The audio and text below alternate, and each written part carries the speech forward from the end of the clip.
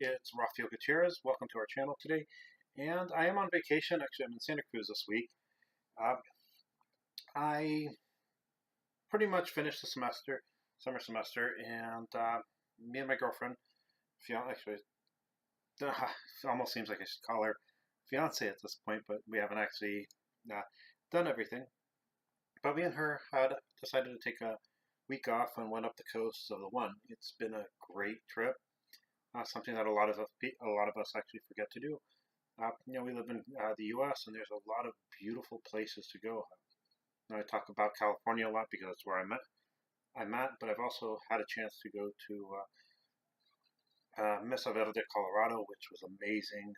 I pretty much will tell you if you're really interested in traveling in martial arts, it's actually something you can do in any place you are. I'm lucky enough that I'm in the U.S. and there's a lot of great martial artists, great people everywhere.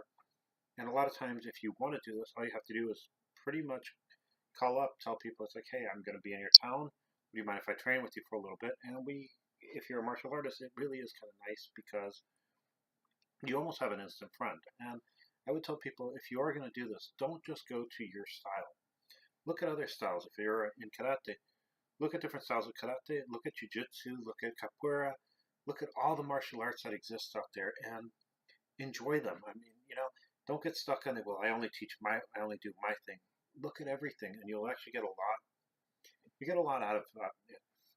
Now, today I'm going to talk a little bit about a question someone asked, which is when women, a lot of times women, when they get into martial arts, they're afraid that they're going to bulk up. And I'm going to talk about why that doesn't happen too much. But before I do, I actually want to point out a book that I just got, and I will tell you I love it. It's Okinawan Goju-Ryu Karate by Taro Chinen. Now, if you don't know anything about the Chinen family, they were actually one of the Taro Chinen was one of the people who brought the Okinawan Goju-Ryu to the U.S. He has a big organization. The head was. A lot of the people were actually in Seattle because, well, that's where he was living. Besides that, one of the neat things about it, and for anyone who's interested in Kabuto, is his family is the ones who came out with Jumani-Ryu. The Chinen family, that's where our lineage comes from. We don't have a lot of people with the last name Chinen and Yamane-Ryu, as far as I can tell. I'm sure that there are some, but it really would be interesting to get more information on their view of how their art has actually moved. Now, part of the reason that I got this book is a friend of mine told me about it. He actually did a lot of the editing, and when I talked to him, he actually said, well, I don't know if you'd really be interested in the book because it's Goju-Ryu. And me, I love anything karate related. On top of that, there is a lot of different things that actually are similar between my style and Goju-Ryu. The gentleman who I trained under, he actually trained under a gentleman who did Goju-Ryu and Matsubayashi-Ryu, and he was his Makiwara Sensei. Now, there are some really great things in this book. One of the big ones that I actually love is some of the quotes that he came out with.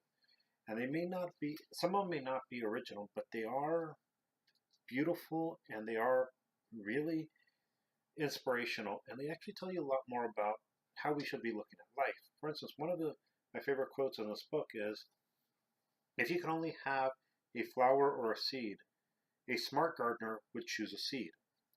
And it's something that a lot of people don't think about. It's like, you look at a seed, and a lot of times most seeds are pretty plain.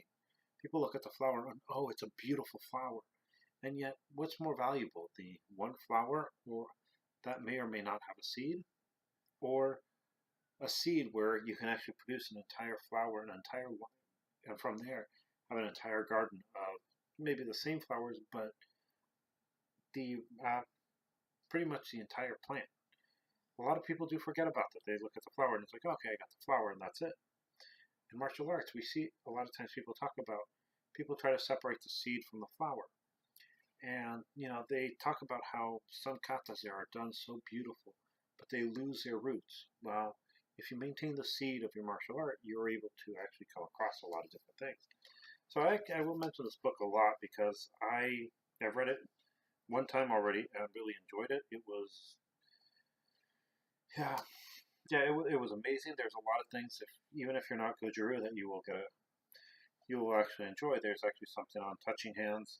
There's the katas that are in both Goju and Matsubashi.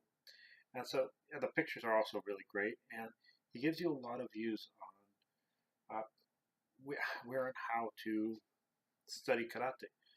He actually gives a lot of the past, and that's it's one of those things that it is really a gift that he was able to get his words on paper. And one of the things I will say is there's a lot of people out there who have a lot of experience, who have a lot of contact with people who were these pioneers, who really we need to start looking at what they've actually come out with and hearing what they've actually have to say about where karate is, where it was, and where they feel it's going. But that's just one of the many things that I will actually talk about probably throughout my life.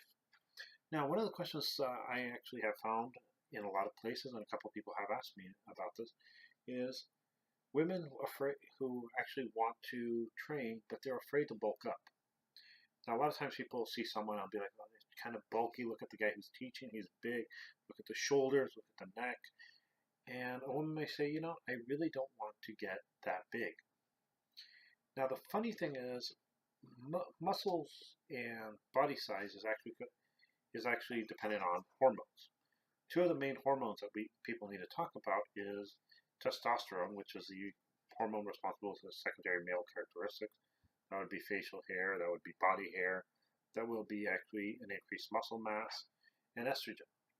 Estrogen is more the female hormone, is the best way to put it, but it does have some other things that we can do. And that tends to give women the secondary female characteristics, the breast, the soft skin, the normal hair distribution in women, and the hips. Now, when we're exercising, men will actually tend to bulk up a bit more. Not all of them, actually. That's one thing that you'll notice is that depending on the type of exercise, you'll bulk up more or less. Now, one of the things that Chinen actually does mention that, and I'm glad I actually brought the book because he does mention that a lot of people are worried about bulking up. And the exercises in karate really are not made to bulk up unless you really want to. I mean, you have some karate people who they'll do the extra exercises and they'll look big, massive, bulky people. You have some who only do it enough and they end up getting really great definition in their bodies. And then with women, you're not going to get bulked up unless you're really trying to, and that will include diet, exercise, and a lot of times for you to get bulky enough to actually feel like you're actually too bulky, it does actually take different hormones, which really are illegal for most women to use. So the thing is, a lot of times when women are worried about bulking up by doing certain exercises, the truth is, unless they're actually trying to bulk up by using excess medication, they're not going to get big. If you don't believe me, if you take a look at women in martial arts, you don't see the big, massive muscles that you do see in men. You do see muscles, you see definitions, but they still maintain the femininity to them. Even if they are the biggest, strongest person in the room, they don't have that big bulk that men would. One of the things I would tell you is look at MMA. These are people who actually train in martial arts professionally. And look at what body style they have. Yes, some of them do carry a little more muscle than other people. But it's not a over-exaggeration. That's not what people actually are what most women are worried about when it comes to bulking up. So when someone asks you, well, won't martial arts make you more bulky? If women are especially worried about that, the answer is no, not on its own. You actually do need to try and do different things if you want to bulk up. If you're a man and you want to bulk up, it may help you get a little bit of exercise in you. But again, if you actually talk to people who work in exercise nutritional science, what they usually tell people is if you want to put on muscle mass, you do have to lift weights. And a lot of times that's more than what you would normally do, even in the excess exercises that Goju-Ryu does. So I hope you enjoyed this video. I know that it was short. I'm still on vacation, and I will tell you guys more and more about what I find. If there's any questions, please write them on comments. And if you're interested at all in different new books in martial arts, I'd really tell you to take a look at this. It's a great, it really is a great book, and you will get, I do believe you'll get something out of it, a lot out of it, even if you're not part of Goju-Ryu. Well, with that, have a nice day, and I'll see you when I get home. Be seeing you.